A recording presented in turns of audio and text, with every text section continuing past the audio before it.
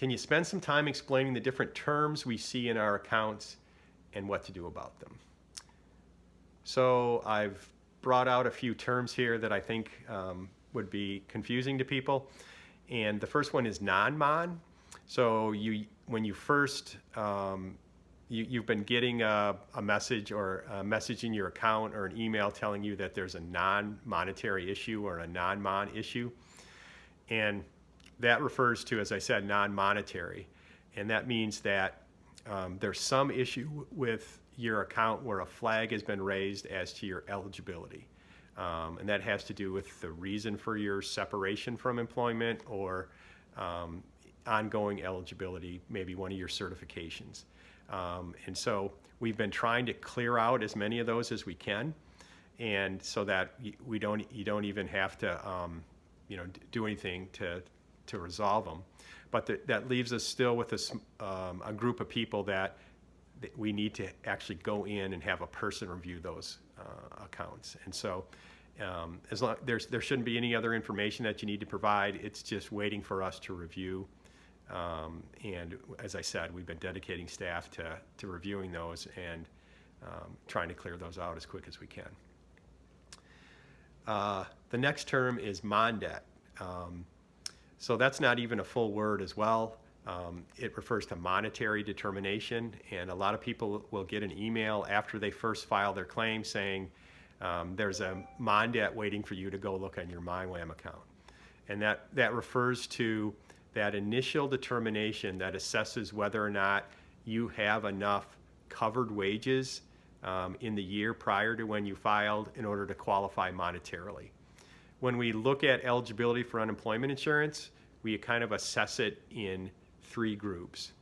The first group is, do you have enough wages from an employer that has been paying taxes on you to qualify for regular state unemployment benefits? And so a number of 1099 employees or self-employed people or people with limited wages have been applying for unemployment benefits in the anticipation that you would be eligible for federal benefits, knowing that you're probably not eligible for normal state benefits because you just don't have enough wages.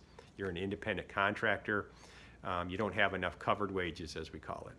And so the good thing is that even though you're not eligible for state benefits and you're going to get a denial saying that you're not eligible for state benefits, in all likelihood, you're going to be eligible for federal benefits, the PUA, the Pandemic Unemployment Assistance.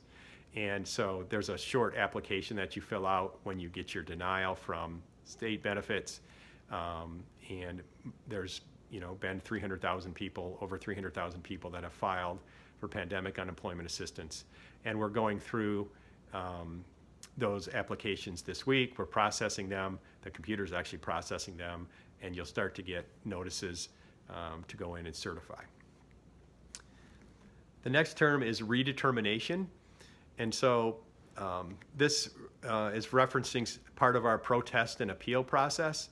So if you're denied, so for example, if you got a monetary determination saying that you're not covered, that you're not eligible, then it gives you the opportunity to go in and protest that in MyWAM. And you click on the protest and you fill out the little protest form that gives you a chance to state why you think you should be eligible monetarily.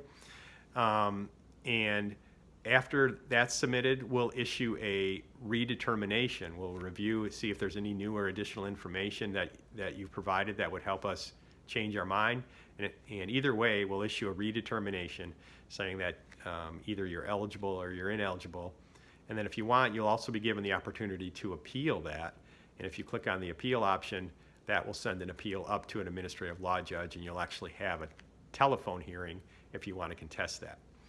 Now, for those monetary determinations where you're an independent contractor or self-employed, then in all likelihood, you're just not eligible for state benefits, and the best course of action is going to be filling out that Pandemic Unemployment Assistance application and getting that in. And in fact, that's what I said, over 300,000 people have done, and we're processing those applications this week. Next question is,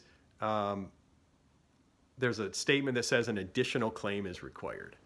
And so that comes up usually in two circumstances.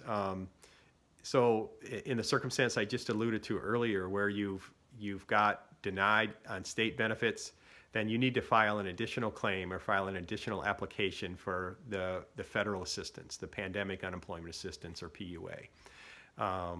And so that's when an additional claim might be required. The other circumstance comes in if you've been on state benefits, you have been receiving state benefits, or you've got state benefits throughout the year, and your 26 weeks has expired.